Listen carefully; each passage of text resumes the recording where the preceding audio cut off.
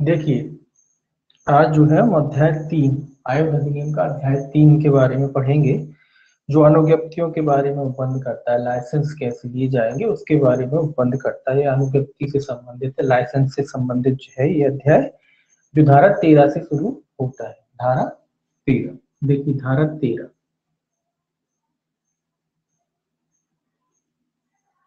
धारा 13 कहता है अनुज्ञप्तियों का अनुदान। कैसे प्रदान की जाएंगी अनुज्ञप्तियां? अनुदान किस चीज का? अनुज्ञप्ति का। काय का अनुदान है ये? अनुज्ञप्ति।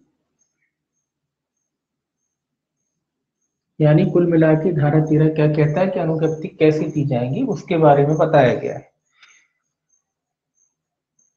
देखिए, इसका पहला क्लॉज देखिए, अनुज्ञप्ति कौन देता है? अनुज्ञापन प्राधिकारी। तो इसका पहला क्लॉज क्या कहता है ये देखिए। पहला क्लॉज कहता है अध्याय 2 के अधीन अनुज्ञप्ति के अनुदान के लिए आवेदन अनुज्ञापन प्राधिकारी को दिया जाएगा और वह ऐसे प्रारूप में होगा, उसमें ऐसी विशिष्टियां अंतर्विष्ट होंगी और उसके साथ ऐसी फीस होगी यदि कोई हो, जैसा विहित किया जाए। तो आप अनुज्ञप्ति के लिए आवेदन कहाँ देंगे? पहला तो ये क्वेश्चन बनता है, तो किसको देंगे? अनुज्ञापन प्राधिकारी। ये याद रखना है आपको, अनुज्ञापन प्राधिकारी।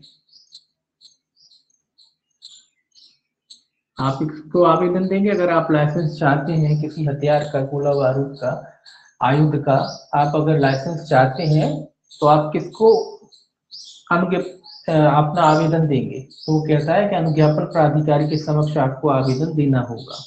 कैसे देंगे? जो फीस होगी, फीस तो देनी पड़ेगी, फीस भी देना पड़ेगा, और जो प्रोफार्मा होता है वो प्रोफार्मे में आपको आवेदन करना पड़ेगा। किस प्रारूप होता है ना हर चीज का, तो जो भी प्रारूप निश्चित किया गया है उस प्रारूप में आपको आवेदन करना पड़ेगा। और आवेदन के साथ साथ जो भी फीस है वो फीस भी आपको क्या करना पड़ेगा? वो फीस भी आपको क्या करना पड़ेगा? सबमिट करना पड़ेगा। तो वो फीस भी क्या करना पड़ेगा? आपको सबमिट करना पड़ेगा, है ना। तो फीस भी देना पड़ेगा आपको, और आपको क्या, जो प्रोफार्मा होता है प्रोफार्मा, उस प्रोफार्मे में आवेदन करना पड़ेगा। किसको देंगे? क्वेश्चन यही बनता है, अनुज्ञापन प्राधिकारी। तो ये याद रखेंगे कि आप आवेदन किसके समक्ष करेंगे? अनुज्ञापन प्राधिकारी। जो भी अनुज्ञापन प्राधिकारी सरकार जिसको नियुक्त करे उसके। तो यहाँ रैंक नहीं खोलिए कौन होगा, यहाँ केवल इतना लिखा अनुज्ञापन प्राधिकारी। तो आपको यही शब्द याद रखना है कि अनुज्ञापन प्राधिकारी के समक्ष आप क्या करेंगे? आवेदन करेंगे। काय के लिए? अनुज्ञप्ति के लिए, लाइसेंस के लिए आप आवेदन कर सकते हैं। कहाँ कर सकते हैं? अनुज्ञापन प्राधिकारी के समक्ष कर सकते हैं। अब दूसरा है, देखिए दूसरा पॉइंट क्या कहता है इसका। दूसरा पॉइंट कहता है आवेदन की प्राप्ति पर अनुज्ञापन प्राधिकारी उस आवेदन पर निकटतम पुलिस थाने के भारसाधक अधिकारी से रिपोर्ट मंगाएगा और ऐसी अधिकारी विहित समय के भीतर अपनी रिपोर्ट भेजेगा। अब देखिए, आपने तो आवेदन कर दिया है ना, आपने आवेदन कर दिया अनुज्ञापन प्राधिकारी के समक्ष। तो अब आप अनुज्ञापन प्राधिकारी की प्रोसेस शुरू होगी। वो क्या करेगा? वो निकटतम थाने से क्या मंगाएगा? आपकी रिपोर्ट मंगाएगा। क्या मंगाएगा? निकटतम थाने से, थाने से, थाना रिपोर्ट लिख लीजिए। वो क्या करेगा? वो निकटतम थाना जहां आप रहते हैं वहां से क्या करेगा? थाने से रिपोर्ट मंगाएगा, थाने के भारसाधक अधिकारी से। किससे मंगाएगा? थाने से भारसाधक अधिकारी, थाना प्रभारी लिख लीजिए।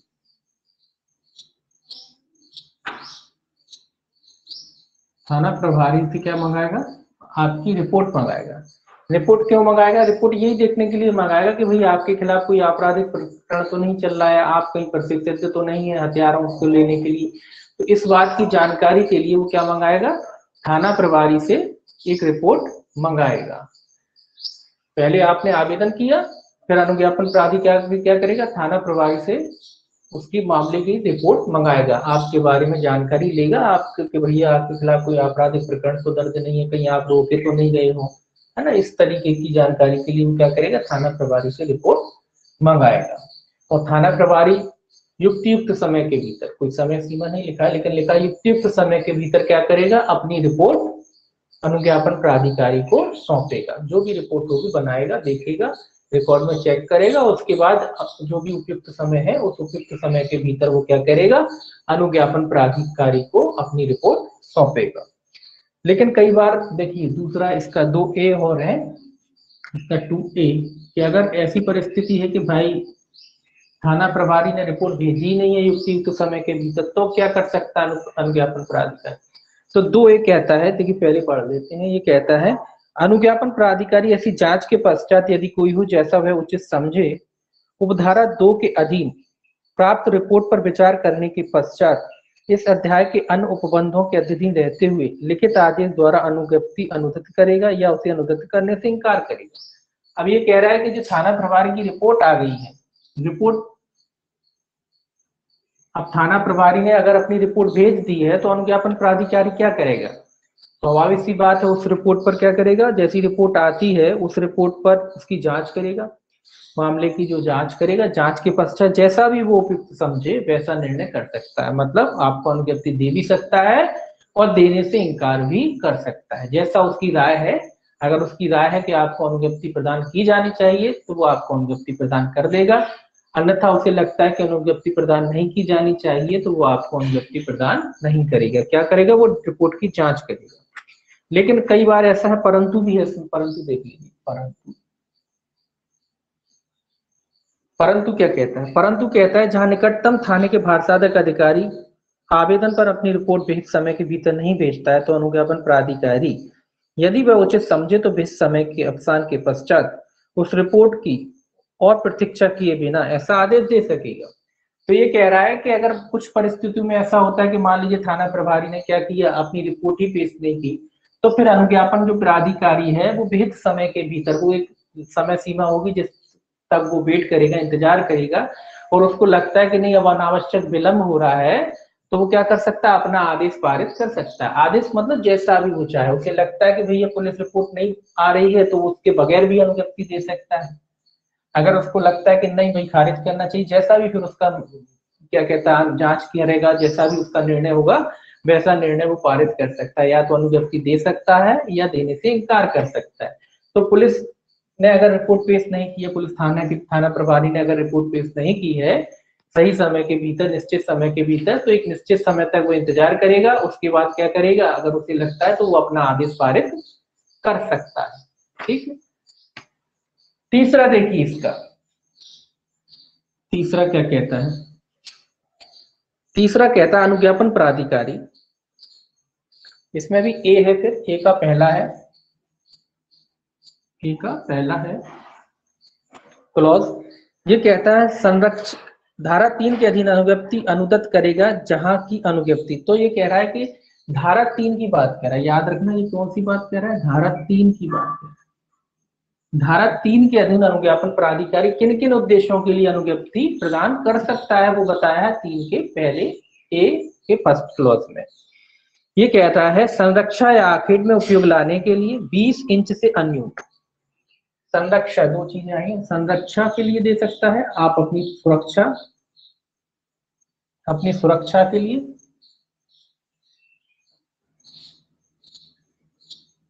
संरक्षा के लिए दे सकता है, यानी सुरक्षा के लिए दे सकता है अनुज्ञप्ति, या आखेट शिकार के लिए, आखेट के लिए अनुज्ञप्ति प्रदान कर सकता है।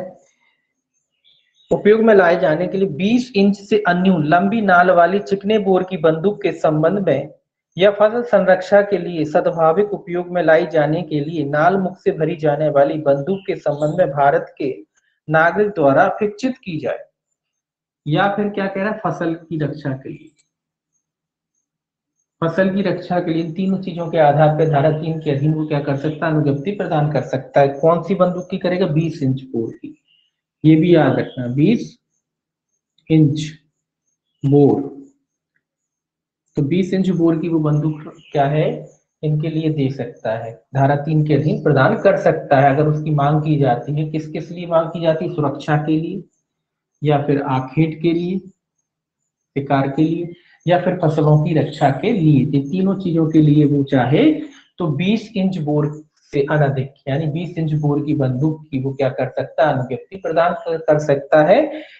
नाल मुख से जो लिखा है ना, समान फसल की संरक्षा के लिए, तो नालमुख से भरी जाने वाली बंदूक के संबंध में भारत के नागरिक द्वारा, तो कौन काट सकता है, इसमें नागरिक लिखा है ना, यानी केवल नागरिक, ये भी याद रखें कि किसको देगा, नागरिकों। आगे से भरी जाने, नालमुख से पुरानी बंदूकें भरी जाती थी, अब तो कोई ऐसी बंदूक नहीं आती जो नालमुख से भरी जाए, पुरानी पहली नालमुख से भरी जाती थी, ऊपर से उसमें बारूद डालते थे, गोली वगैरह डाल के बारूद डाल देते थे, उसको दबाते थे, फिर इस तरीके से, तो उस तरीके की अगर कोई बंदूक है तो वो दे सकता है। इसके अलावा ये कह रहा है कि अगर ऐसी बंदूकें अनुपयुक्त हैं, परंतु कहता है, इसका भी परंतु है, ये कहता है जहां की किसी मामले की परिस्थितियों को ध्यान में रखते हुए अनुज्ञापन प्राधिकारी का समाधान हो जाए कि नालमुख से भरी जाने वाली बंदूक फसल संरक्षा के लिए पर्याप्त न होगी, वहां अनुज्ञापन प्राधिकारी ऐसी संरक्षा के लिए यथापूर्वक किसी अन्य चिकने बोर की बंदूक के संबंध में अनुज्ञप्ति अनुदत्त कर सकेगा। तो ये कह रहा है कि भैया जब उसको लगता है कि नालमुख से भरी जाने वाली बंदूक से काम नहीं चलने वाला, नालमुख से भरी जाने वाली बंदूक से काम नहीं चलने वाला, ये उपयुक्त बंदूक नहीं है, काय के लिए, फसल की रक्षा के लिए, तो क्या कर सकता है, वो कोई अन्य, किसी अन्य हथियार के संबंध में भी क्या दे सकता है, अनुज्ञप्ति दे सकता है, अन्य इंच की अनुज्ञप्ति दे सकता है, अन्य चिकने बोर की बंदूक, चिकना बोर आपको ये जरूर याद रखना है, अन्य चिकने बोर की बंदूक का लाइसेंस दे सकता है, इशू कर सकता है, अगर उसको लगता है कि ये 22 इंच बोर की जो बंदूक है पर्याप्त नहीं है, जो नालमुख से भरी जाती है ये पर्याप्त नहीं है, तो कारण लेखपत्र करते हुए वो क्या कर सकता है, अन्य चिकने बोर की बंदूकों के लिए भी अनुज्ञप्ति प्रदान कर सकता है। दूसरा देखिए, इसका दूसरा क्या कहता है, दूसरा कहता है केंद्र सरकार द्वारा अनुज्ञप्त या अमान्यता प्राप्त राइफल क्लब राइफल संगम के सदस्य द्वारा निशाना लगाने का अभ्यास करने में उपयोग में लाई जाने के लिए अग्ना युद्ध के संबंध में अपेक्षित की जाए। ये राइफल क्लब के बारे में कह रहा है कि कोई व्यक्ति क्या है, किसी राइफल क्लब का कोई सदस्य वगैरह है, तो उसके लिए भी अगर अनुज्ञापन वो आवेदन करता है, किसके समक्ष, अनुज्ञापन प्राधिकारी के समक्ष, तो अनुज्ञापन प्राधिकारी उसके लिए भी क्या कर सकता है, अनुज्ञप्ति प्रदान कर सकता है, किसी भी अग्ना युद्ध की, अग्ना युद्ध कौन से अग्ना युद्ध, कोई भी अग्ना युद्ध हो सकता है जिसके लिए उसने अनुज्ञप्ति चाहिए, अगर वो प्रतिषिद्ध श्रेणी में नहीं आता है तो अनुज्ञापन प्राधिकारी क्या कर सकता है, उसके लिए भी अनुज्ञप्ति प्रदान कर सकता है। पहले अग्ना युद्ध शब्द आया है, पहले 22 इंच की बोर राइफल और हवाई राइफल शब्द था, जो अग्ना युद्ध शब्द जोड़ा गया है अभी इसमें, अग्ना युद्ध, किसी भी अग्ना युद्ध जोड़ा गया है, उससे पहले कौन सा शब्द था, 22 इंच राइफल और हवाई राइफल शब्द था, उससे पहले ये शब्द था, ठीक है, तो अब इसमें अग्ना युद्ध शब्द जोड़ दिया, तो अग्ना युद्ध के लिए क्या कर सकता है वो, कोई, कौन के लिए, राइफल क्लब के सदस्यों के लिए जो अभ्यास करते हैं, खिलाड़ी वगैरह हैं, है ना, ये भी खेल होता है शूटिंग का गेम, तो उससे संबंधित कोई व्यक्ति है तो उनके लिए अगर वो मांगते हैं तो उनको भी अनुज्ञप्ति प्रदान कर सकता है, किसी भी अग्ना युद्ध की जैसी उसको आवश्यकता है, अगर वो ठीक समझता है तो ऐसी अनुज्ञप्ति उनको प्रदान कर सकता है। इसका एक आप जो बी है, बी देखिए, बी क्या कहता है, बी कहता है किसी अन्य मामले में धारा 3 के अधीन की गई अनुज्ञप्ति या धारा 4, 5 और 6 या धारा 10 या धारा 12 के अधीन की गई अनुज्ञप्ति उस दशा में अनुदत्त करेगा जिसमें अनुज्ञापन प्राधिकारी का समाधान हो जाए कि उस व्यक्ति के पास जिसके पास अनुज्ञप्ति अपेक्षित है उसे अभिप्राप्त करने के लिए अच्छा कारण है। तो ये कह रहा है लाइसेंस तभी प्रदान किया जाएगा जब उसको लगता है कि जो अनुज्ञप्ति मांग रहा है, जो लाइसेंस मांग रहा है, उसके पास लाइसेंस मांगने का एक अच्छा कारण होना चाहिए, एक उपयुक्त कारण कह लीजिए, अच्छा कारण मतलब उपयुक्त कारण होना चाहिए। लाइसेंस आपको तभी दिया जाएगा जब आपके पास लाइसेंस मांगने के लिए उपयुक्त कारण हो, अन्यथा वो आपको लाइसेंस देने से क्या करेगा, इनकार कर देगा। अगर आपके पास लाइसेंस मांग रहे हैं और उसके लिए कोई उपयुक्त वजह नहीं है, कोई उपयुक्त कारण नहीं है, तो वो आपको लाइसेंस देने से इनकार भी कर सकता है। तो लाइसेंस कब प्रदान किया जाएगा, जब आपको के पास लाइसेंस प्राप्त करने के लिए उपयुक्त कारण हो, आपकी सुरक्षा, आत्म सुरक्षा का मामला है, ये उपयुक्त कारण है ना, फसल की रक्षा के लिए चाहिए, ये सब उपयुक्त कारण है। तो अगर आपके लिए उपयुक्त कारण है तो वो आपको अनुज्ञप्ति प्रदान कर सकता है।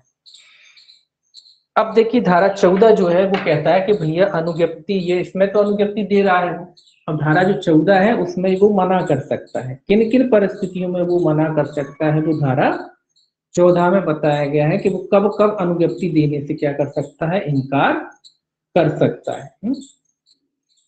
तो कब कब अनुज्ञप्ति देने से इनकार कर सकता है वो बताया गया है धारा 14 में।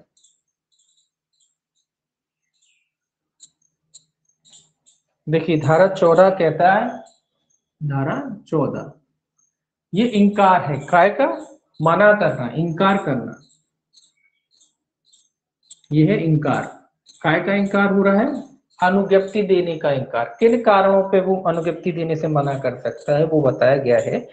इसमें पहला पॉइंट देखिए क्या कहता है।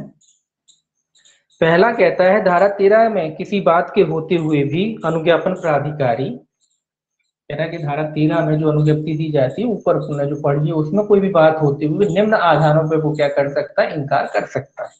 तो इसमें पहला है कि धारा 3, धारा 4, धारा 5 के अधीन अनुज्ञप्ति अनुदत्त करने से वहां इनकार करेगा जहां की ऐसी अनुज्ञप्ति किन्हीं प्रतिसिद्ध गोला बारूद के बारे में अपेक्षित हो। तो ये क्या कह रहा है, कब मना कर सकता है, जब आपने लाइसेंस जो मांग रहे हो वो कैसे हथियारों के बारे में है, प्रतिसिद्ध हथियारों के बारे में है, प्रतिसिद्ध हथियारों के बारे में आपने मांगा। तो प्रतिसिद्ध हथियार अगर कोई है, प्रतिसिद्ध गोला बारूद, कैसा हथियार लाइसेंस चाहते हो आप, जो प्रतिसिद्ध है। प्रतिशुद्ध मतलब जिस पे रोक लगाई गई है, जिसको रोका गया है सरकार ने, कुछ हथियार हो सकते हैं ना जो अपन आगे पढ़ चुके हैं, उनको प्रतिशुद्ध हथियार घोषित कर सकती। तो ऐसे हथियार की आप लाइसेंस की आप क्या कर रहे हैं, आपने आवेदन किया है, तो ऐसे लाइसेंस वो प्रदान नहीं कर सकता। कैसे हथियार हैं जो प्रतिसिद्ध श्रेणी में आते हैं, तो उसके लिए वो आपको अनुज्ञप्ति प्रदान नहीं करेगा। पहला। दूसरा है इसका बी। देखिए बी क्या कहता है, अध्याय 2 के अधीन के किसी अन्य मामले में अनुज्ञप्ति अनुदत्त करने से इनकार करेगा। तो ये कह रहा है चैप्टर 2 के बारे में, कह रहा है कि चैप्टर 2 के बारे में वो निम्न आधार पर इनकार कर सकता है। पहला आधार इसमें है, पहला आधार इसमें है जहां की ऐसी अनुज्ञप्ति उस व्यक्ति द्वारा अपेक्षित है जिसके बारे में अनुज्ञापन प्राधिकारी के पास यह विश्वास करने का कारण है कि, मतलब किसी व्यक्ति के बारे में मांगी जा रही है और उस व्यक्ति के बारे में अनुज्ञापन प्राधिकारी कोई अपनी राय रखता है। क्या रखता है, पहला कहता है किसी आयुध या गोला बारूद को अर्जित करने, अपने कब्जे में रखने या वहन करने से इस अधिनियम या किसी अन्य तत्समय प्रबद्ध विधि द्वारा प्रतिषिद्ध है। ऐसा कोई व्यक्ति है जिसको प्रतिषिद्ध किया गया है, क्या किया गया है, प्रतिषिद्ध किया गया है, रोका गया है। ऐसा कोई व्यक्ति है जिस पर रोक है हथियारों को रखने की, तो ऐसे व्यक्ति को भी वो अनुज्ञप्ति प्रदान नहीं करेगा। न्यायालय लगा सकता है, आपने पढ़ा ना, अगर कोई सजा याफ्ता है तो 5 वर्ष तक नहीं करेगा। तो ऐसा कोई व्यक्ति है जो प्रतिसिद्ध है हथियार रखने के लिए, उसको भी अनुज्ञप्ति प्रदान नहीं करेगा। उसको अनुज्ञप्ति देने से क्या कर सकता है, इनकार कर सकता है। दूसरा विकृत चित्त है, पागल लिख लीजिए है। दूसरा क्या है, पागल व्यक्ति है या विकृत चित्त व्यक्ति, मानसिक स्थिति जो है उसकी ठीक नहीं है। तो इस तरीके का कोई व्यक्ति है, या विकृत चित्त कह लीजिए, पागल लिख लीजिए, पुनः पागल लिख लीजिए समझने के लिए। तो पागल व्यक्ति है, उसको उसके लिए भी क्या नहीं कर सकता, वो अनुज्ञप्ति देने से इनकार कर सकता है। तीसरा है इस अधिनियम के अधीन अनुज्ञप्ति के लिए किसी कारण से अयोग्य है, या फिर किसी अन्य कारण से क्या हो गया है, अयोग्य हो सकता है, या किसी अन्य कारण से या तो प्रतिसिद्ध व्यक्ति है, या पागल व्यक्ति है, या अयोग्य हो गया है। तो इन तीनों व्यक्तियों को वो अनुज्ञप्ति देने से क्या कर सकता है, इनकार कर सकता है, मना कर सकता है। वो इन लोगों को क्या नहीं प्रदान करेगा, अनुज्ञप्ति प्रदान नहीं करेगा। इसी का दूसरा है क्लॉज, ये कहता है जहां की अनुज्ञापन प्राधिकारी लोक शांति की सुरक्षा के लिए या लोक क्षेम के लिए ऐसी अनुज्ञप्ति अनुदत्त करने से इनकार करना आवश्यक समझता है। ये कह रहा है कि लोक व्यवस्था के कारण भी वो क्या कर सकता है, अनुज्ञप्ति देने के इनकार कर सकता है। लोक क्षेम, लोक क्षेम कह लीजिए या लोक व्यवस्था के कह लीजिए, कुछ कई बार ऐसी परिस्थितियां होती है, उसको लगता है कि ऐसे समय में हथियार दिया जाना उपयुक्त नहीं है, तो लोक व्यवस्था के कारण भी वो क्या कर सकता है आपसे, लोक क्षेम के कारण भी वो क्या कर सकता है, आपको अनुज्ञप्ति देने से इनकार कर सकता है कि उसको लगता है कि मामला अभी कुछ क्षेत्र है, उसको लगता है कि यहाँ का माहौल ठीक नहीं चल रहा है और ऐसे में अनुज्ञप्ति नहीं दी जानी चाहिए, तो उस अवस्था में भी वो अनुज्ञप्ति देने से क्या कर सकता है, इनकार कर सकता है, मना कर सकता है। दूसरा देखिए इसका क्लॉज क्या कहता है, दूसरा क्लॉज कहता है अनुज्ञापन प्राधिकारी, ये इंपॉर्टेंट है, इसको याद रखना। अनुज्ञापन प्राधिकारी किसी भी व्यक्ति को कोई भी अनुज्ञप्ति अनुदत्त करने से केवल इस आधार पर इनकार नहीं करेगा कि ऐसा व्यक्ति के स्वामित्व या कब्जे में पर्याप्त संपत्ति नहीं है। तो ये कह रहा है कि अनुज्ञप्ति के इनकारी का ये कोई आधार नहीं होगा कि किसी व्यक्ति के पास क्या है, पर्याप्त संपत्ति नहीं है।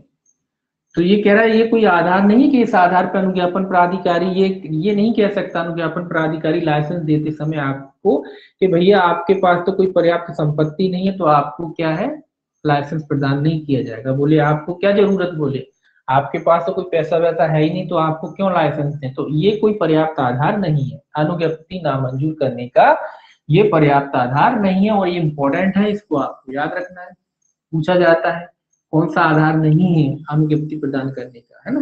तो ये आधारों में से नहीं आता। इसके आधार पे वो केवल ये आधार पे कि किसी व्यक्ति के पास पैसा नहीं है उसको लाइसेंस देने से मना नहीं कर सकता। तो ये याद रखना इंपॉर्टेंट है, मोस्ट इंपॉर्टेंट है, पूछा जाता है। तो किसी व्यक्ति के पास पर्याप्त धन नहीं है, पैसा नहीं है, ये कोई वजह नहीं है उसे अनुज्ञप्ति ना प्रदान की जाए इसकी।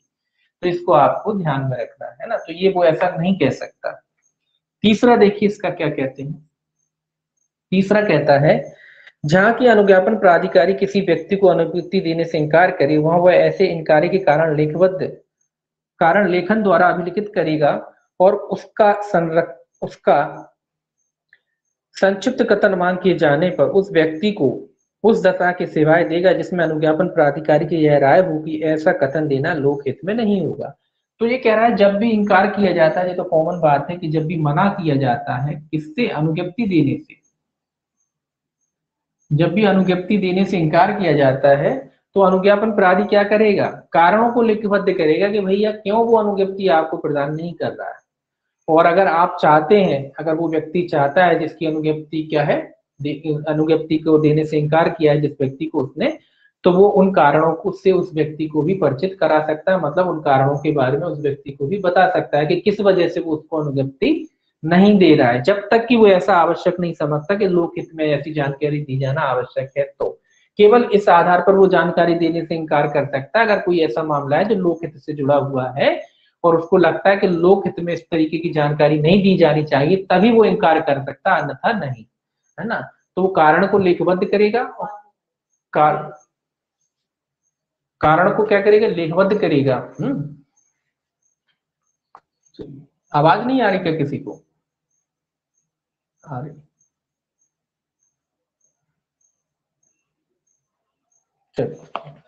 आ रही है सर। तो वो कारणों को क्या करेगा, लेखबद्ध करेगा। और अगर वो लोकहित में आवश्यक समझता है तो वो कारण देने से मना भी कर सकता है, लेकिन लोकहित में होना चाहिए। ठीक है, ये हो गया आपका सेक्शन 14।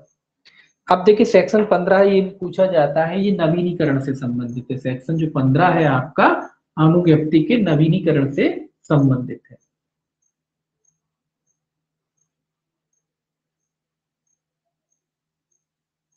देखिए सेक्शन 15 देखते हैं। सेक्शन 15, सेक्शन जो 15 ये भी पूछा जाता है कि नवीनीकरण से संबंधित कौन सा सेक्शन है, सेक्शन 15, ये याद रखना है।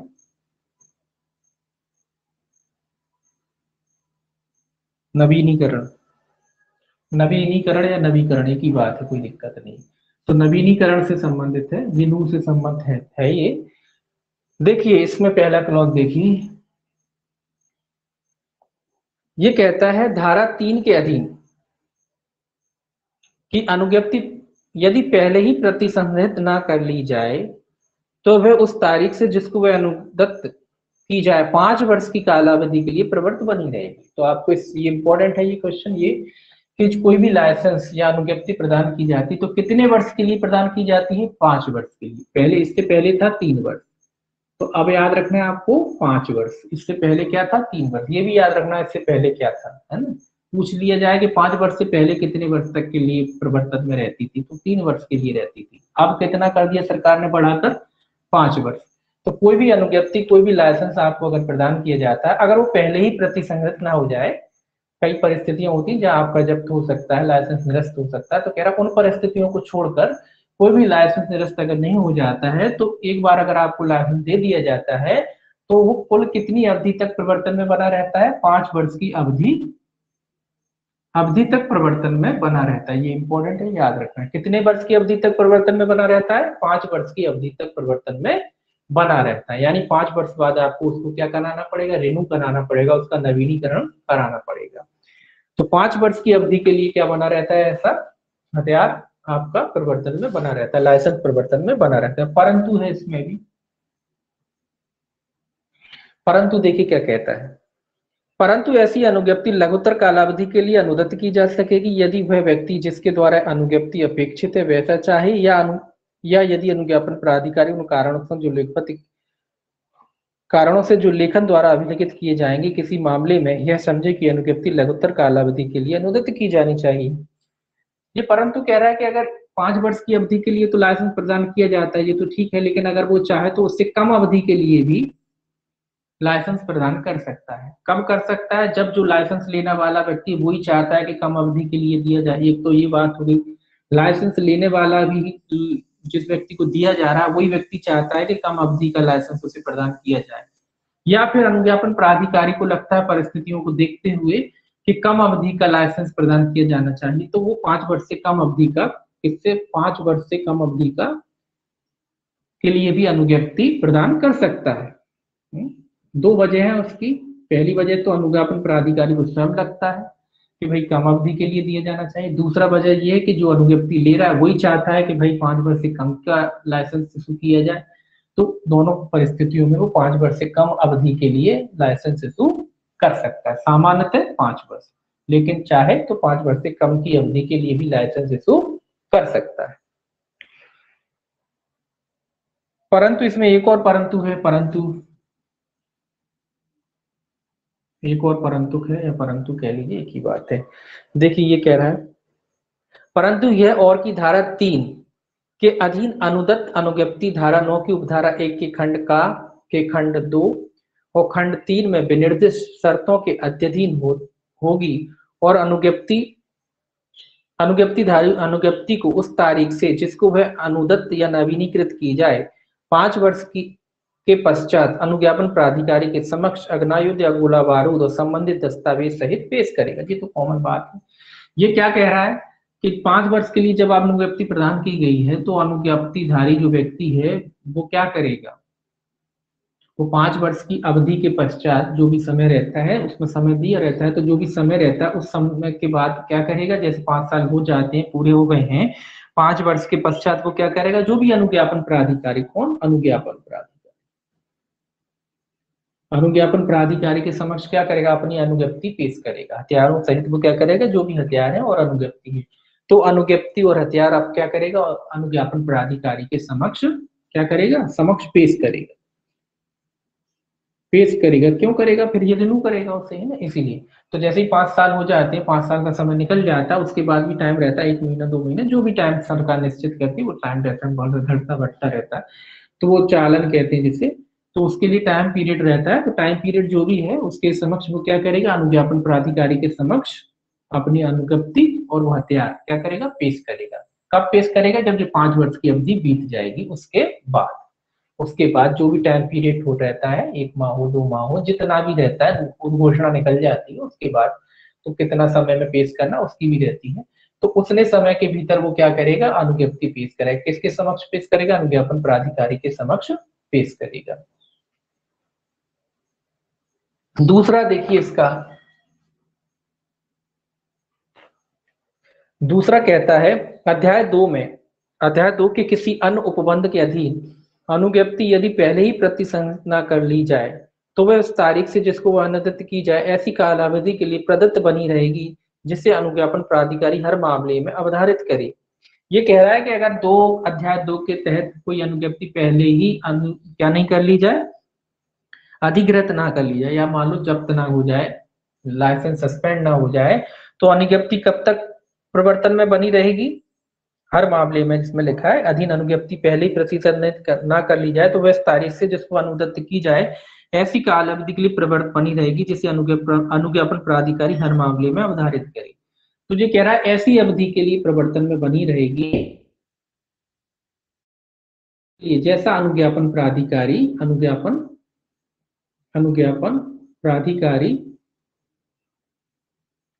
हर मामले में अवधारित करे। हर मामले में वो अलग अलग डिसाइड भी कर सकता है, मामले में अवधारित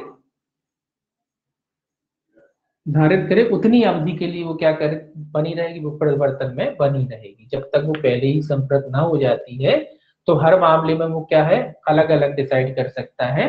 तो ऐसी अनुज्ञप्ति उतनी समय अवधि के लिए क्या बनी रहेगी, प्रवर्तन में बनी रहेगी। जैसे 5 वर्ष हो गए, उसके बाद आपने पेश किया, फिर अनुज्ञापन, मतलब कुल मिला के 5 के बाद 5 ही होता है, लेकिन इसमें लिखा है कि अनुज्ञापन प्राधिकारी हर मामले में निश्चित कर सकता है। कॉमनली सामान्यतः 5 वर्ष हो जाते हैं, आप रिन्यू कराते 5 वर्ष के लिए, फिर से रिन्यू हो जाती है ना, तो सरकार बताती रहती है। तो ये कह रहा है हर मामले में क्या होगा, जैसा अनुज्ञापन प्राधिकारी निश्चित करे। कुछ मामलों में वो चाहे अलग अलग कर सकता है। तो हर मामलों में वो कितने अवधि के लिए प्रवर्तन में बनी रहेगी, जैसा अनुज्ञापन प्राधिकारी उचित समझता है, और हर मामले में वो अलग अलग डिसाइड कर सकता है प्रवर्तन में, और उतनी अवधि के लिए वो क्या बनी रहेगी, प्रवर्तन में बनी रहेगी जितनी के लिए उसने प्रवर्तन किया है, जरूर किया है। तीसरा देखिए इसका, तीसरा कहता है हर अनुज्ञप्ति उस दशा में के सिवाय जिसमें अनुज्ञापन प्राधिकारी उन कारणों से जो लेखन द्वारा अभिलिखित किए जाएंगे किसी मामले में अन्यथा विनिश्चय करे, उतनी ही कालावधि के लिए नवीनीकरण होगा जितनी के लिए वह अनुज्ञप्ति मूलतः अनुदत्त की गई थी, और समय समय पर इसी प्रकार नवीनीकरण होगा। और धारा 13-14 के उपबंध अनुज्ञप्ति के नवीनीकरण को वैसे ही लागू होंगे जैसे भी अनुदान किए जाते हैं। तो ये सीधा सीधा इसमें ये कह रहा है कि अनुज्ञप्ति जब का नवीनीकरण होगा वो कितनी अवधि के लिए होगा, वो उतनी ही अवधि के लिए होगा जितनी अवधि के लिए अनुज्ञप्ति प्रदान की गई थी। जैसे 5 वर्ष के लिए अगर अनुज्ञप्ति प्रदान की गई थी तो उसका नवीनीकरण अगले 5 साल के लिए फिर हो जाएगा। 3 साल के लिए की गई थी तो 3 साल हो जाएगा। तो जितने साल के लिए अनुज्ञप्ति प्रदान की गई थी अगर आप उसका नवीनीकरण कराते हैं तो वो उतने ही साल के लिए क्या हो जाएगी, आगे नवीनीकृत हो जाएगी। आपने उसका जो भी फीस भरना पड़ती, पैसा भरना पड़ता है, इसका फीस भरना चालान कहते हैं जैसे, तो चालान आपको आजकल तो बैंक में जमा होते हैं, तो जैसे ही आप चालान वगैरह जमा करा देते हैं तो 5 साल की आपकी अनुज्ञप्ति थी, तो 5 साल बाद फिर वो 5 साल के लिए क्या हो जाती है, फिर से रिन्यू हो जाता है। ठीक है, इसके बाद है इसका धारा 16। अब जब आप देखिए रिन्यू करा रहे हैं तो बगैर फीस के तो करेंगे नहीं, तो धारा 16 उस फीस के बारे में बात करता है कि भैया फीस, बगैर फीस के तो कुछ होता नहीं है। तो ये कह रहा है फीस आपको सबमिट करनी पड़ेगी। धारा 16 काय की है, अनुज्ञप्ति के लिए जो आप नवीनीकरण करा रहे हैं ना, उसके बारे में फीस की बात कह रहा है धारा 16।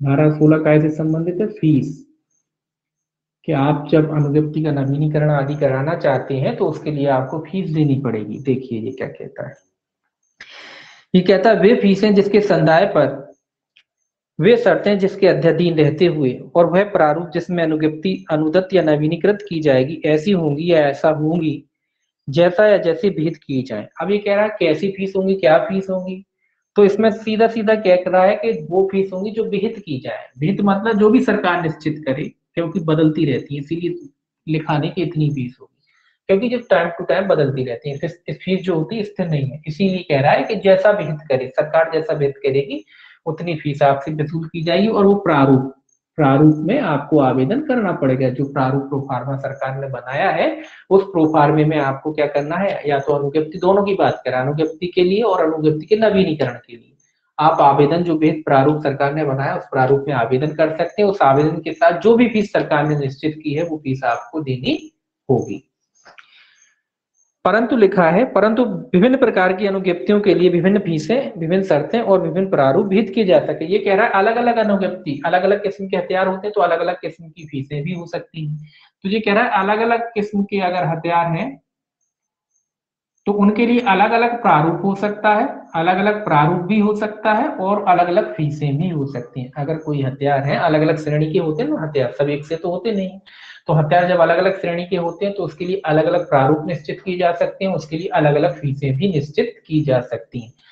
होता भी है, जैसे कि पिस्टल का राइफल, पिस्टल का जो लाइसेंस होता है उसके लिए अलग फीस होती है, और जो आप 12 बोर की वगैरह बंदूकें वगैरह खरीदते हैं उसके लिए अलग होती है। इनकी पिस्टल के लिए अलग प्रोफार्मा होता है, इसके लिए अलग प्रोफार्मा होता है।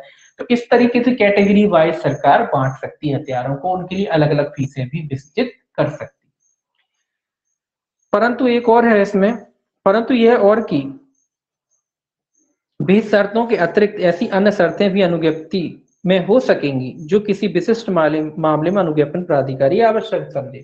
जी कह रहा है शर्तें, जब आपको कोई अनुज्ञप्ति प्रदान की जाती है तो उसमें शर्तें होती हैं, तो कह रहा है विहित शर्तों के अलावा, मतलब विहित मतलब जो सरकार ने जो शर्तें दी हैं वो तो शर्तें होंगी ही, वो तो आवश्यक है, वो तो होंगी। ऐसी शर्तें जो सरकार ने विहित की हैं वो शर्तें आवश्यक है, वो तो आपस में जुड़ी ही रहेंगी। इसके अलावा भी अगर अनुज्ञापन प्राधिकारी, कौन अनुज्ञापन प्राधिकारी आवश्यक समझता है तो वो अन्य शर्तें भी लगा सकता है। अन्य शर्तें अगर हर मामले में जैसा भी मामला हुआ तो उस मामले में उसको लगता है कि कोई अन्य शर्तें भी लगाई जानी चाहिए तो वो अन्य शर्तों को भी लगा सकता है। जो विहित शर्तें हैं वो तो होंगी ही होंगी, इसके अलावा उसको लगता है कि नहीं कोई और शर्त भी अधिरूपित की जानी चाहिए तो अनुज्ञापन प्राधिकारी एक्स्ट्रा शर्त भी लगा सकता है, अतिरिक्त शर्तें भी लगा सकता है, अतिरिक्त कंडीशंस भी लगा सकता है अनुज्ञापन प्राधिकारी। ठीक, ये है आपका 16। इसके बाद 17 आता है, उसमें फेरफार निलंबन वगैरह। अनुज्ञप्ति में कई बार जरूरत पड़ती ना, उसमें आपको भैया संशोधन कराना है, फेरफार कराना है, तो वो उसकी बात है धारा 17 में। धारा 17 देखिए, धारा 17 क्या कहता है, कहता है फेरफार उसका निलंबन और प्रतिशत। तो आपको कई बार होता है कि आपने आवेदन दे दिया, उसमें बदलाव चाहते हैं, आप फेरफार चाहते हैं, उसको निलंबित कराना चाहते हैं या वापस लेना चाहते हैं, दोनों बात है। या तो फेरफार भी करा सकते हैं, निलंबित भी करा सकते हैं उसको, या फिर वापस लेना चाहते हैं वापस।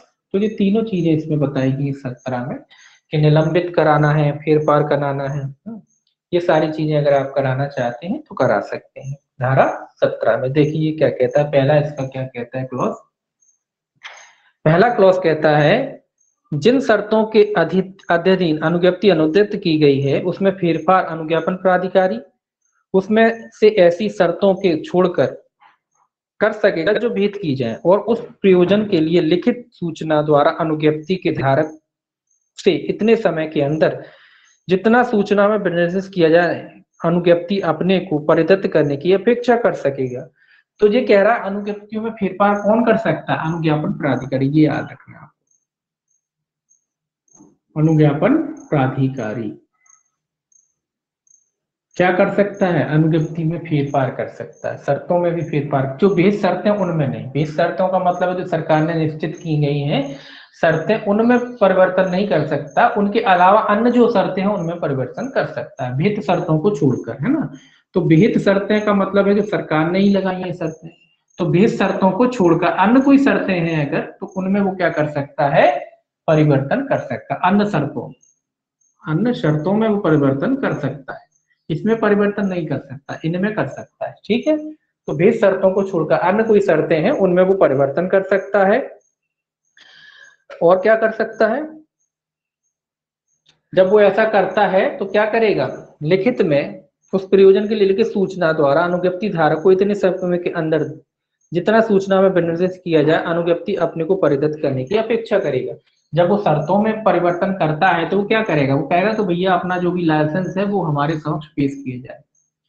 तो अपना जो भी व्यक्ति का लाइसेंस है वो अपने समक्ष क्या कर सकता है, पेश करने की अपेक्षा उससे कर सकता है। कितने समय में, जो भी समय वो दे, जो भी समय दे कि 3 दिन के भीतर, 10 दिन के भीतर, 15 दिन के भीतर, जितना भी समय वो दे आपको, उतने समय के भीतर वो आपसे कह सकता है कि भैया आप अनुज्ञप्ति कारण लिखेगा ना, उसमें कारण लिखबद्ध करके कह सकते हैं कि भैया वो लाइसेंस आप हमारे समक्ष पेश करें। क्यों करेंगे, फिर वो शर्तें जोड़ेगा ना उसमें, कोई एक्स्ट्रा शर्तों वगैरह जोड़ना है, कुछ भी करना है उसे, तो वो इसीलिए, तो वो इसलिए आपसे क्या मंगा सकता है, आपका लाइसेंस मंगा सकता है आपसे 20 समय के भीतर, जो भी वो समय दे आपको। दूसरा है इसमें, अनुज्ञप्ति के धारक के आवेदन पर भी अनुज्ञप्ति की शर्तों में फेरफार अनुज्ञापन प्राधिकारी उसमें से ऐसी शर्तों को छोड़कर कर सकेगा जो विहित की जाए। ये कह रहा है कि अनुज्ञप्ति धारक, धारक अकेला लिख लेते हैं। जो व्यक्ति अनुज्ञप्ति धारक धारक धारण करता है, उस अगर वो व्यक्ति स्वयं चाहता है कि शर्तों में फेरफार किया जाए तो उसके आवेदन पर भी वह शर्तों में फेरफार कर सकता है, लेकिन इनको छोड़कर, ये याद रखें, बेहद शर्तें हैं जो सरकार ने जो शर्तें लगा रखी उनमें नहीं कर सकता। बाकी और अन्य शर्तें हैं, अगर उसका धारक चाहता है, आप अनुज्ञप्ति धारक है और आप स्वयं चाहते हैं कि शर्तों में से किसी शर्त में परिवर्तन किया जाए तो आप आवेदन उसके समक्ष कर सकते हैं, और अगर उसे ठीक लगता है तो वो उन शर्तों में भी क्या कर सकता है, परिवर्तन कर सकता है। तीसरा देखिए इसका, तो ध्यान रखें, एक तो अपनी मर्जी से भी कर सकता है, दूसरा धारक चाहता है तो उसके अनुसार भी क्या कर सकता है, अनुज्ञप्ति की शर्तों में परिवर्तन कर सकता है। दोनों दशाओं में अनुज्ञप्ति की शर्तों में परिवर्तन कर सकता है। तीसरा देखिए क्या कहता है, अनुज्ञापन प्राधिकारी लिखित आदेश द्वारा अनुज्ञप्ति को ऐसी कालावधि के लिए जैसा वह ठीक समझे निलंबित कर सकेगा या अनुज्ञप्ति को प्रतिशत कर सकेगा। तो ये कह रहा है निलंबन की बात कह रहा है, अनुज्ञप्ति को क्या कर सकता है, निलंबन कर सकता है। अनुज्ञप्ति का क्या कर सकता है, निलंबन, उसको कुछ समय के लिए कर सकता है या जैसा वो आवश्यक समझे वैसा आदेश कर सकता है। तीसरा कह रहा है कि अनुज्ञापन प्राधिकारी लिखित आदेश द्वारा, कैसा, लिखित तो करना ही पड़ेगा जब वो कर रहा है, तो लिखित आदेश द्वारा वो अनुज्ञप्ति का क्या कर सकता है, निलंबन भी कर सकता है। जितनी अवधि के लिए वो आवश्यक समझे उतनी अवधि के लिए वो क्या कर सकता है, अनुज्ञप्ति का निलंबन कर सकता है या उसका प्रतिशत यानी वापस ले सकता है। निलंबन भी कर सकता है और अनुज्ञप्ति को वापस भी ले सकता है, दोनों ही कर सकता है। या तो वो निलंबन कर सकता है कुछ समय अवधि के लिए जितनी वह ठीक समझे, या फिर वो ठीक जो उसने लाइसेंस दिया था आपको, वो लाइसेंस अगर वो वापस लेना चाहे तो उस लाइसेंस को वापस भी ले सकता है। दोनों की दोनों चीजें वो कर सकता है। तो ये याद रखना 17(3) के तहत वो वापस ले सकता है। अनुज्ञप्ति जो उसने आपको दी थी वो अनुज्ञप्ति को वापस भी ले सकता है 17(3) के तहत, है ना। तो ये याद रखनी, निलंबन कर सकता है और उसको वापस भी ले सकता है। कौन सी धारा, 17(3), ये याद रखना आप, 17(3) के तहत, इस तरीके से याद रखना है इसको, 17(3), ठीक है, के तहत वो आपका निलंबन कर सकता है और उसको वापस भी ले सकता है। अब 17(3) जो है आपका, उसमें भी एबीसी है। पहला देखिए क्या कहता है, पहला कहता है यदि अनुज्ञापन प्राधिकारी का समाधान हो जाए तो वो कारण लिखें जब वो उसका निलंबन या वापस ले सकता है। कौन कौन से कारण है, पहला है यदि अनुज्ञापन प्राधिकारी का समाधान हो जाए कि अनुज्ञप्ति का धारक किसी आयुध या गोला बारूद को अर्जित करने, अपने कब्जे में रखने या वहन करने से इस अधिनियम या किसी अन्य तत्समय प्रबद्ध विधि द्वारा प्रतिषिद्ध या विकृत चित्ती का है या इस अधिनियम के अधीन अनुज्ञप्ति के लिए किसी कारण से अयोग्य हो गया है। तो कौन से कारण है वो कह रहा है, उसको लगता है कि ऐसा व्यक्ति क्या है, इस अधिनियम के तहत प्रतिषिद्ध है, प्रतिषिद्ध व्यक्ति लगता है उसको कि भैया इस अधिनियम के तहत ऐसा व्यक्ति क्या है, प्रतिषिद्ध हो गया है या विकृत चित्त हो गया है, विकृत अकेला लिख दिया, विकृत चित्त हो गया व्यक्ति, या फिर अन्य कारण हो सकते हैं इस अधिनियम के लिए, अधिनियम के अधीन, अधिनियम के अधीन अन्य कारणों से क्या हो गया है, अयोग्य हो गया है, अन्य कारण से क्या हो गया, अयोग्य हो गया, काय के लिए, अनुज्ञप्ति धारण करने के लिए, तो वो अनुज्ञप्ति को वापस ले सकता है। उसको लगता है प्रतिषिद्ध व्यक्ति है, विकृत व्यक्ति है या फिर अन्य कारण से इस अधिनियम के तहत वैसा व्यक्ति लाइसेंस रखने के अयोग्य हो गया है, तो वो ऐसी अनुज्ञप्ति को वापस ले सकता है। ठीक है, बी देखिए, अब आपको वापस तो कई वजह होती है, जब अनुज्ञप्ति दी थी उस समय नहीं था प्रतिषिद्ध, बाद में जब अनुज्ञप्ति दी 2 महीने बाद पता पड़ा न्यायालय ने कोई आदेश दे दिया, वो प्रतिषिद्ध हो गया है ना, तो बाद में भी हो सकता है, तो वो वापस ले सकता है। ऐसे व्यक्ति की विकृत पहले नहीं था, पागल बाद में हो गया, पहले अयोग्य नहीं था बाद में हो गया, है ना, तो ऐसे वापस ले सकता है। ठीक है, दूसरा कहता है भी, यदि अनुज्ञापन प्राधिकारी अनुज्ञप्ति को निलंबित करना या प्रतिषिद्ध करना लोक शांति की सुरक्षा के लिए या लोक क्षेम के लिए आवश्यक समझे, ये इंपॉर्टेंट है, इसको याद रखना। लोक शांति के लिए, अगर उसे लगता है कि भैया लोक शांति के लिए क्या करना चाहिए, ऐसी अनुज्ञप्ति वापस ले लेनी चाहिए लोक शांति के लिए, और क्या कह रहा है, सुरक्षा, लोक शांति की सुरक्षा के लिए या लोक क्षेम,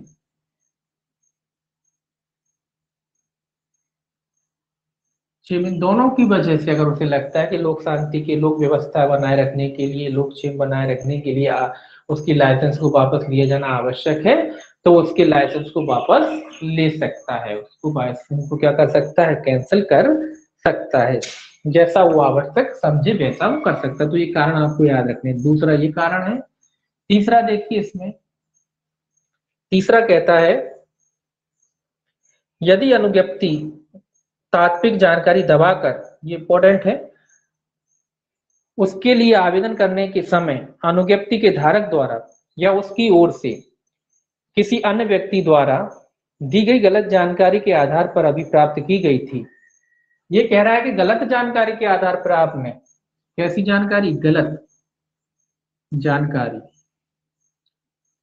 मतलब जब आपने लाइसेंस के लिए आवेदन किया था उस समय या तो आपने या आपकी तरफ से कोई भी व्यक्ति, प्राधिकृत जो व्यक्ति है, उसने तात्विक मतलब सत्य बातों को छिपाया और आपने क्या किया, मिथ्या जानकारी दी या गलत जानकारी दी, तो इस आधार पर भी वो क्या कर सकता है, आपकी अनुज्ञप्ति देने से इनकार, मतलब अनुज्ञप्ति देने से नहीं, अनुज्ञप्ति को वापस ले सकता है। अगर उसको लगता है कि जब आपने अनुज्ञप्ति प्राप्त की थी उस समय आपने जो तात्विक तथ्य हैं, जो सही बातें हैं, उनको आपने छिपाया था या आपकी तरफ से कोई भी अन्य व्यक्ति जो आवेदन कर रहा था उसने उस बातों को छिपाया था, तो वो आपकी अनुज्ञप्ति को वापस ले सकता है। लास्ट है इसका, नहीं डी है, लास्ट नहीं है, डी है। ये कहता है अगर अनुज्ञप्ति की शर्तों का उल्लंघन किया है, शर्तों का उल्लंघन मतलब जो लाइसेंस में जो शर्तें होती हैं, लाइसेंस में जो शर्तें दी गई थी उन शर्तों का आपने क्या किया है, उल्लंघन किया है, तो इस आधार पर भी वो क्या कर सकता है, आपकी अनुज्ञप्ति को वापस ले सकता है। अगला है इसमें, यदि अनुज्ञप्ति का धारक अनुज्ञप्ति का परित्याग की अपेक्षा करने वाला उपधारा 1 के अधीन सूचना का अनुपालन करने में असफल रहा है। ये कह रहा है यदि अनुज्ञप्ति का धारक अनुज्ञप्ति का परित्याग की अपेक्षा करने वाला उपधारा 1 के अधीन, उससे मंगाई गई थी ना अनुज्ञप्ति के भैया अपनी अनुज्ञप्ति पेश करो, तो ये कह रहा है कि वो अनुज्ञप्ति पेश करने में वो व्यक्ति असफल रहा है। किसी व्यक्ति से मंगाई जाती कि भैया आपका नवीनीकरण करना है इतने समय के भीतर, उपधारा 1 की बात कह रहा है। उपधारा 1 में था कि अनुज्ञापन प्राधिकारी वो शर्तों में फेरफार करता है, शर्तों में जब वो फेरफार कर रहा है तो वो उस व्यक्ति से क्या कहता है कि भैया आप निश्चित समय के भीतर क्या करेंगे, वो अनुज्ञप्ति पेश करें। और ऐसा व्यक्ति अगर निश्चित समय सीमा के भीतर वो अनुज्ञप्ति पेश नहीं करता है तो क्या करेगा, वो स्वाभाविक सी बात है उसकी अनुज्ञप्ति को वापस ले लेगा, यानी उसकी अनुज्ञप्ति को क्या कर देगा, खारिज कर देगा, लाइसेंस जो था निरस्त कर देगा। अगर उसने समय दिया था कि भैया शर्तों में फेरफार करना चाहता है और इसलिए वो आप निश्चित समय के भीतर पेश करें, क्योंकि उसमें अनुज्ञप्ति में भी शर्तें लिखी जाती है ना, इसीलिए नई शर्तें जोड़ेगा, पुरानी हटा देगा या जो भी वो उससे समझे वैसा करेगा। और आपको जो समय दिया गया था आप उपस्थित नहीं होते हैं, उसके समय में पेश नहीं करते, तो इस अवस्था में भी वो आपके लाइसेंस को निरस्त कर सकता है। तो ये निलंबन या निरस्त करने के आधार है जो आपको याद रखनी है कि प्रतिसिद्ध है, कोई व्यक्ति या विकृत चित्त है या अनयोग्यता है उसके कारण, या लोक शांति या लोक क्षेम के कारण, गलत जानकारी के कारण, शर्तों के उल्लंघन के कारण, या आपको पेश होने की सूचना दी गई थी फिर भी आप पेश नहीं होते, अनुज्ञप्ति पेश करने की सूचना दी गई थी आप नहीं होते, तो इन सब वजहों से वो अनुज्ञप्ति क्या कर सकता है, खारिज कर सकता है, वापस ले सकता है। चौथा इसका जो क्लॉज है वो कह रहा है कि अगर कोई व्यक्ति स्वयं चाहता है, जो व्यक्ति अनुज्ञप्तिधारी है, अगर वो व्यक्ति स्वयं चाहता है तो उसके आवेदन पर भी अनुज्ञप्ति के आवेदन को क्या किया जा सकता है, वापस लिया जा सकता है। आपकी अनुज्ञप्ति, अब आपको लगता है कि भैया मैं नहीं रखना चाहता लाइसेंस, तो आप अगर आवेदन करते हैं तो आपके आवेदन पर भी वो क्या कर सकता है, अनुज्ञप्ति को निरस्त कर सकता है, वापस ले सकता है। ठीक है, चौथा जो इसका क्लॉज है। देखिए पांचवा क्लॉज क्या कहता है, यहाँ लिख लेते हैं।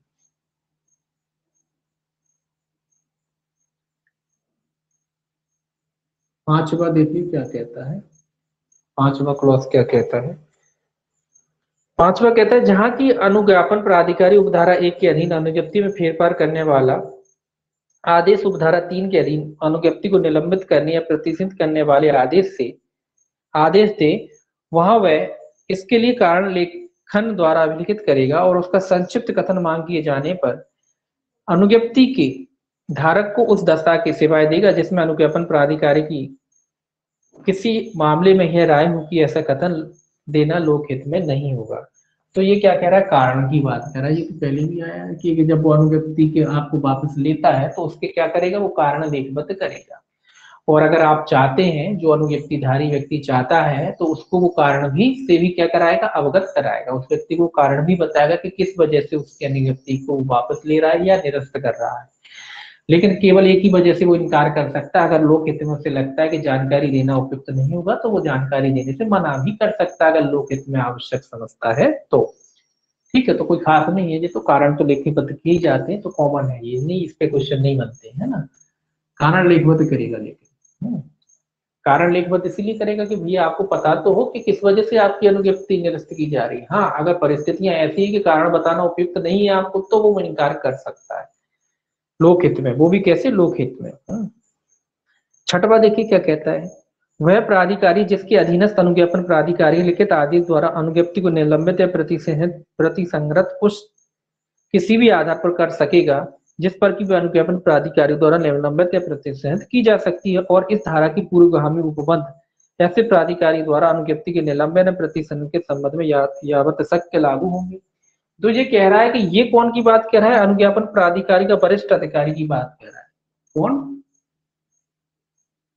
वरिष्ठ, अकेला लिख लीजिए, कौन का वरिष्ठ अधिकारी, अनुज्ञापन प्राधिकारी का। कह रहा है कि जैसे अनुज्ञापन प्राधिकारी अनुज्ञप्तियों को वापस ले सकता है, उसको प्रतिसंहृत कर सकता है, उसी प्रकार से उसका वरिष्ठ अधिकारी भी क्या कर सकता है, अनुज्ञप्तियों को वापस ले सकता है, उसका प्रतिसंहृत कर सकता है। और अगर कोई उसका वरिष्ठ अधिकारी, जो भी अनुज्ञापन प्राधिकारी का वरिष्ठ अधिकारी है, वो इस तरीके से काम करता है, तो इस अध्याय के उपबंध ही उस पर भी लागू होते हैं।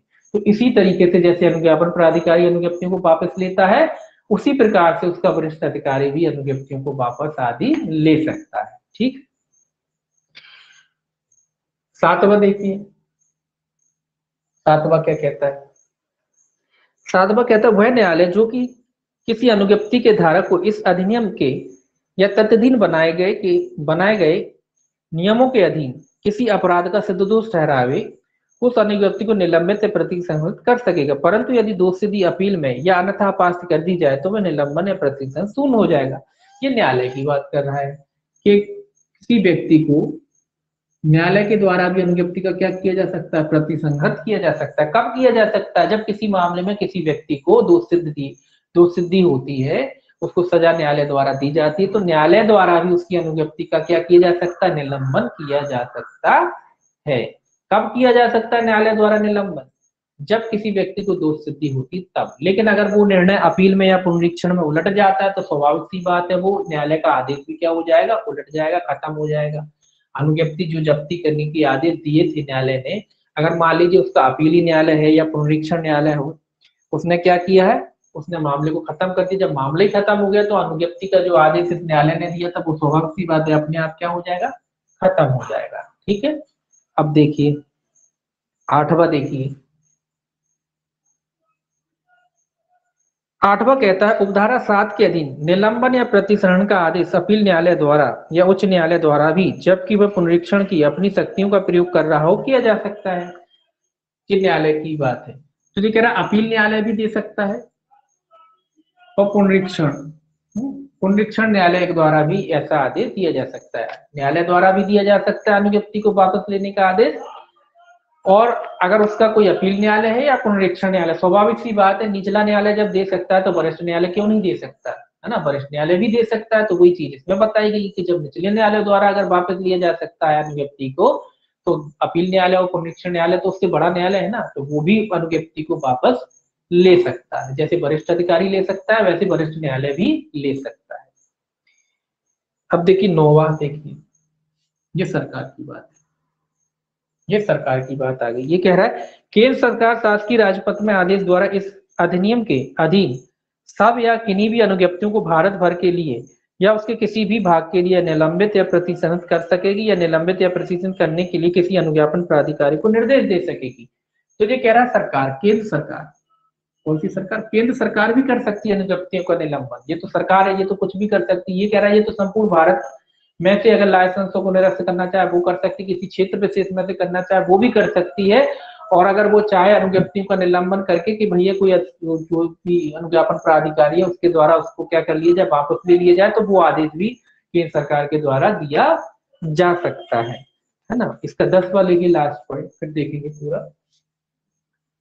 10वां देखिए लास्ट पॉइंट क्या कहता है इस अधिनियम, इस धारा के अधीन अनुज्ञप्ति या प्रतिसंहरण पर उसका धारक उस अनुज्ञप्ति को उस प्राधिकारी जिसके द्वारा वह निलंबित या प्रतिसंहरण की गई थी या किसी अन्य अधिकारी को जो निलंबन या प्रतिसंहरण आदेश में इस निमित्त विनिर्दिष्ट करे अविलंबित अभ्यर्पित करेगा। ये तो स्वाभाविक सी बात है कि जब आपका लाइसेंस निलंबित हो गया है तो आपको क्या करना पड़ेगा, सौंपना पड़ेगा।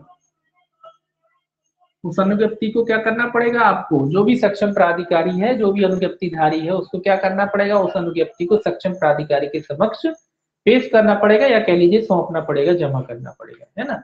तो अब क्वेश्चन ये आता है कि अनुज्ञप्तियों का निलंबन कौन कौन कर सकता है। अगर क्वेश्चन केवल इतना आता है कि निलंबन कौन कौन कर सकता है, केवल इतना क्वेश्चन है, तो आप क्या क्या लगा सकते हैं, अनुज्ञापन प्राधिकारी कर सकता है कि नहीं कर सकता, उसका वरिष्ठ अधिकारी भी कर सकता है, न्यायालय भी कर सकता है, अपीली या पुनरीक्षण न्यायालय भी कर सकता है, केंद्र सरकार भी कर सकती है। तो ये सभी कर सकते हैं अनुज्ञप्तियों का निलंबन।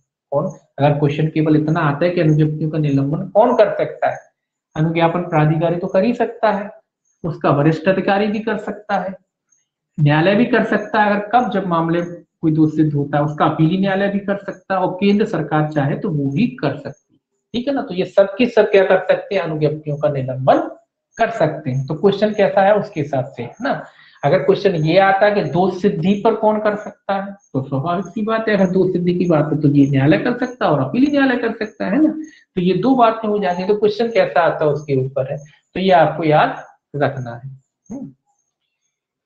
इसके बाद जो है धारा 18 है कि भैया आपका जब आवेदन, आपकी जो अनुज्ञप्ति है, आपकी अनुज्ञप्ति को वापस ले लिया जाता है तो स्वाभाविक सी बात है क्या करोगे आप, भैया अपील ही करोगे ना। तो उसके लिए अपील का प्रोविजन दिया गया है धारा 18 में कि अब अपील करेंगे आप, दुखी हैं, पीड़ित हो गए, आपके लाइसेंस वापस ले लिया गया है, पीड़ित व्यक्ति ही करता है ना अपील, तो अपील का अधिकार भी है भैया कि भैया अपील कहाँ करेंगे। देखिए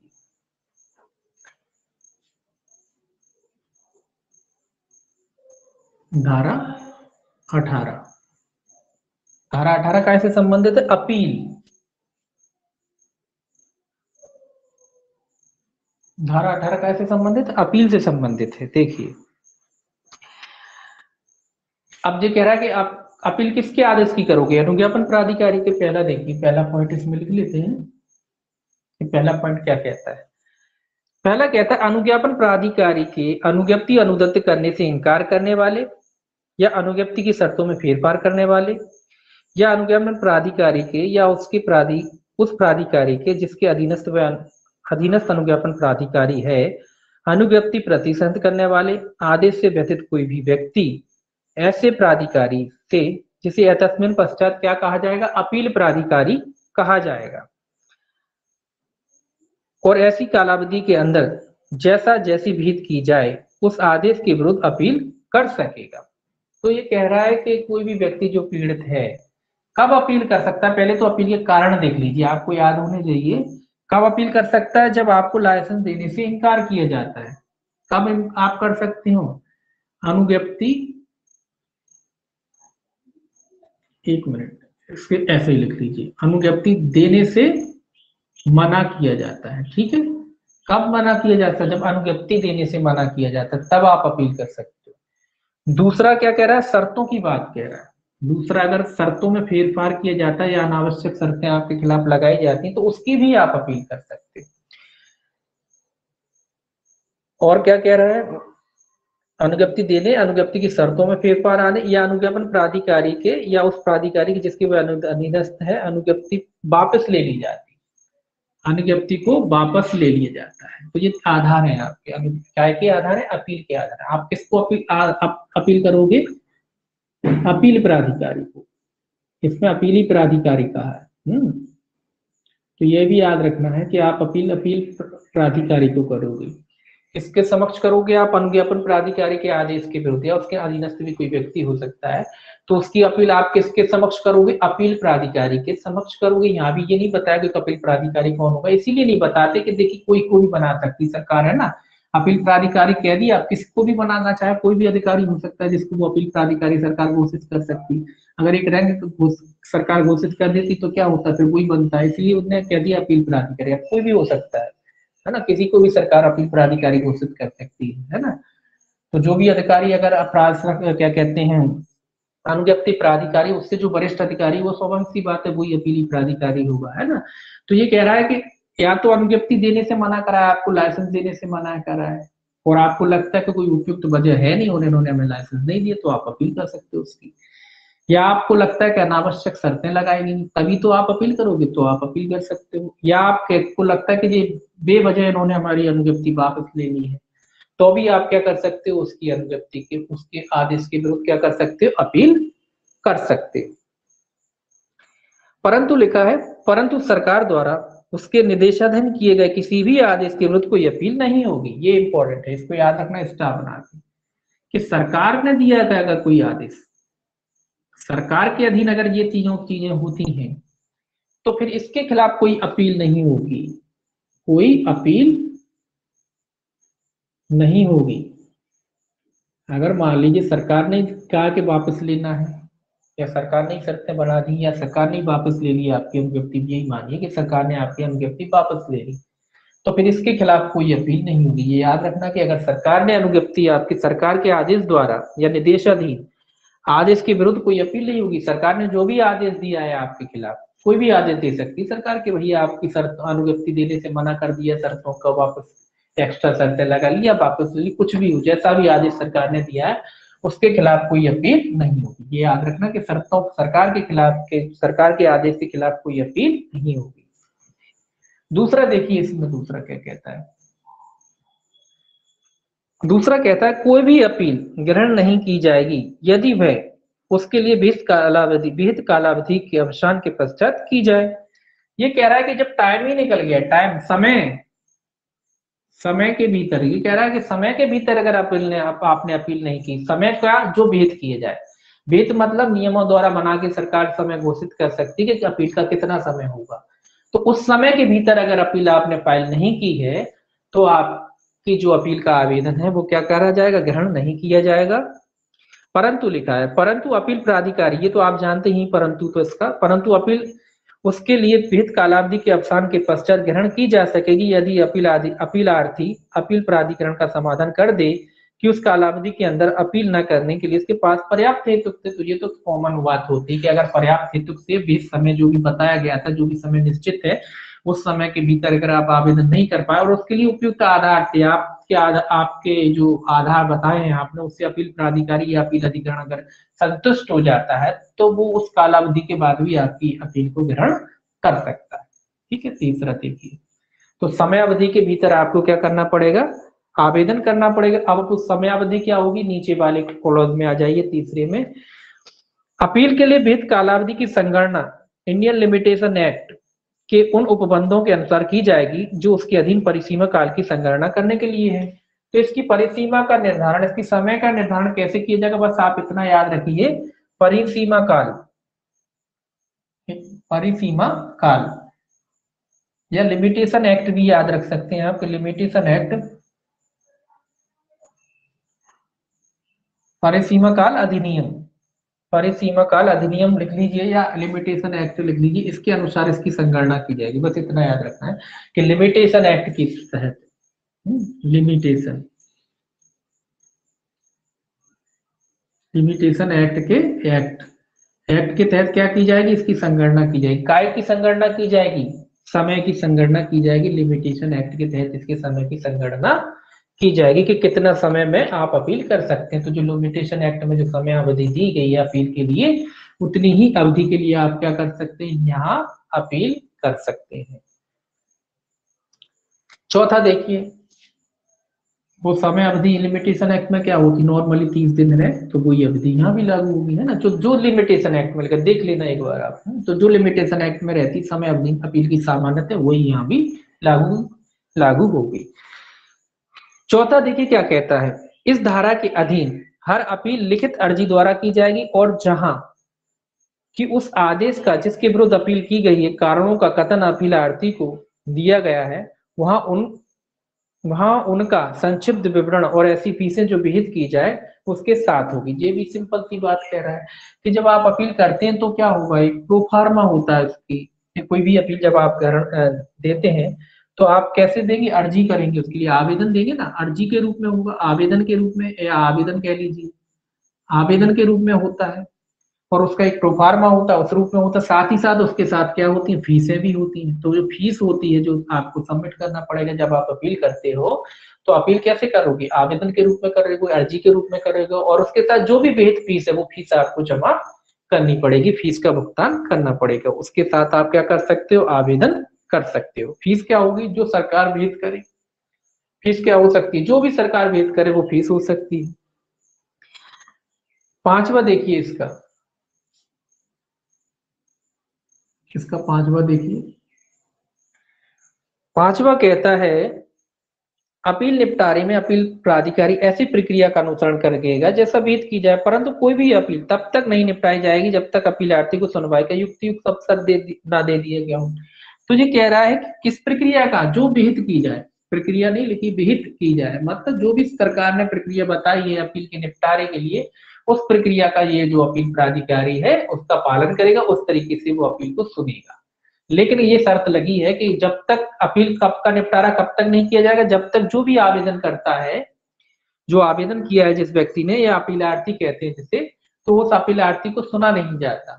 जिसने आवेदन किया है या जो अपीलार्थी है या जो पीड़ित कह लीजिए, जो पीड़ित व्यक्ति है, उसको नहीं लिया जाता, तब तक अपील का निपटारा नहीं किया जाएगा। तो पहले उसको सुना जाएगा, जो व्यक्ति आवेदन कर रहा है या जो व्यक्ति अपील कर रहा है, तो अपीलार्थी को पहले सुना जाएगा, उसके बाद ही जो क्या कहते हैं अपील प्राधिकारी है अपना निर्णय देगा, उसको सुनने के पश्चात। इसके बाद छठवा देखिए इसका, छठवा क्लॉज, छठवा क्लॉज क्या कहता है, छठवा कहता है जिस आदेश के विरुद्ध अपील की गई है वह उस दशा के सिवाय जिसमें अपील प्राधिकारी सशर्त या असर्त अन्यथा निर्देश दे तब तक प्रवर्तन में बना रहेगा जब तक ऐसे आदेश के विरुद्ध अपील का निपटारा लंबित रहना है। ये भी इंपॉर्टेंट बात है, इसको ध्यान में रखिए। ये क्या कह रहा है, ये कह रहा है कि जो आदेश आपका निलंबन का दिया गया था, चाहे प्रतिसंगत का दिया था, मान लो आदेश जो दिया था कब, अपील से पूर्व, अपील से पूर्व जो सक्षम प्राधिकारी था जिसने आपको क्या दिया था, या अपील क्या कहते हैं, अपील अनुज्ञापन प्राधिकारी कहेंगे, अनुज्ञापन प्राधिकारी ने जो आदेश दिया था, किसने दिया था, अनुज्ञापन प्राधिकारी, अनुज्ञापन प्राधिकारी ने जो आदेश दिया था, ये कह रहा है कि जब तक अपील का निपटारा, जो भी आदेश दिया था, इसने मान लो निलंबन का आदेश दिया है, अगर निलंबन का आदेश दिया है मान लीजिए, तो वो आदेश परिवर्तन में बना रहेगा। जब भले ही आपने अपील कर दी, वो आदेश केवल अपील करने से खारिज नहीं हो जाता। ये कह रहा है कि वो आदेश परिवर्तन में बना रहेगा जब तक कि अपील प्राधिकारी का निर्णय नहीं हो जाता है ना। तो जब तक कि अपील का निपटारा नहीं हो जाता तब तक वो आदेश परिवर्तन में बना रहेगा। फिर अपील के आदेश के अनुसार होगा, जैसा अपील के आदेश आ जाता है, मान लो अपील 2 महीने 1 महीना चली, तो क्या 1 महीने के लिए वापस कर दी जाएगी, अनुज्ञप्ति नहीं की जाएगी, वो 1 महीने तक निलंबित ही बनी रहेगी जब तक अपील का निपटारा नहीं हो जाता। हाँ, अपील का निपटारा जैसा हो जाएगा, फिर जैसा फैसला अपील में होगा वैसे के हिसाब से निर्णय लिया जाएगा। लेकिन जब तक अपील है तब तक वो जो अनुज्ञप्ति वगैरह है, निलंबित अगर आदेश दिया है उसने, तो वो आदेश क्या है, परिवर्तन में बना रहेगा। ठीक है, ये भी याद रखना कि वो आदेश क्या है, परिवर्तन में बना रहेगा। सातवां देखिए इसका जो पॉइंट है, सातवां पॉइंट देखिए क्या कहता है, लास्ट पॉइंट है इसका, जिस आदेश के खिलाफ अपील की गई है उसके पुष्ट करने वाला, उपांतरित करने वाला या उलटने वाला अपील प्राधिकारी हर आदेश अंतिम होगा।